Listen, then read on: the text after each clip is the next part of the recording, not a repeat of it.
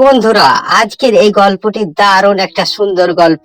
একটা ছোট্ট খরগোশ কিভাবে তার বুদ্ধি খাটিয়ে বড় সিংহকে কুয়োর মধ্যে ফেলে দিল।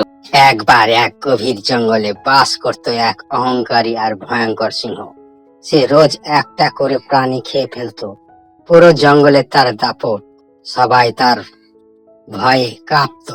আমি এই জঙ্গলের রাজা, প্রতিদিন একটা প্রাণী খাবো।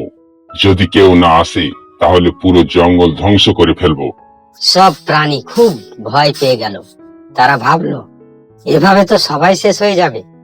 তখন একদিন পালা এলো একটা ছোট্ট খরগোশের। আমাকে ভয় দেখিয়ে কিছু হবে না, বুদ্ধি দিয়ে ওই লোভী সিংহকে শিক্ষা দিতে হবে। খরগোশ অনেক দেরি করে পৌঁছালো সিংহের কাছে, আর ওই দেরি দেখে রেগে আগুন হয়ে গেল সিংহ। তুই এত দেরি করে এলি কেন? তোর সাহস কেমন করে হলো এত দেরি করে আসার? রাজার মতো দেখতে আরেকটা সিংহ আমাকে থামিয়ে দিল, বলল এই জঙ্গলের আসল রাজা সে। কি বলছো? আমাকে চ্যালেঞ্জ? চলো, আমাকে ওকে দেখাতে হবে কে সে রাজা।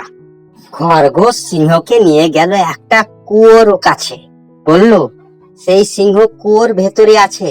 কই, কোথায় সে বেয়াদব সিংহ?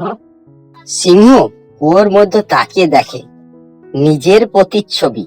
সে ভাবে ওটাই সেই সিংহ। কই তুই, কই, তোকে শেষ করে দেব, এলে আমি ঝাঁপ দিলাম এই কুয়োতে। সিংহ গেল কুয়োর ভেতর, আর কোনোদিন উঠতে পারবে না সে কুয়ো থেকে।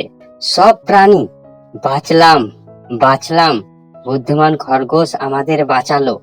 এই জন্যই বলে, বুদ্ধি থাকলে অহংকারী যত বড় হোক না কেন ধরা পড়বেই। আর অহংকার এটা নিজেরই পতনের পথ তৈরি করবে। তো বন্ধুরা, এই ছিল খরগোশের বুদ্ধির একটা ছোট্ট গল্প। সবাই যখন আনন্দ করছিল তখনই গর্বের সঙ্গে হেঁটে খরগোশ চলে গেল। ভিডিওটি তোমাদের কেমন লেগেছে অবশ্যই একটা লাইক দিয়ে জানাবে, আর ভালো লাগলে চ্যানেলটিকেও সাবস্ক্রাইব করে নিবে।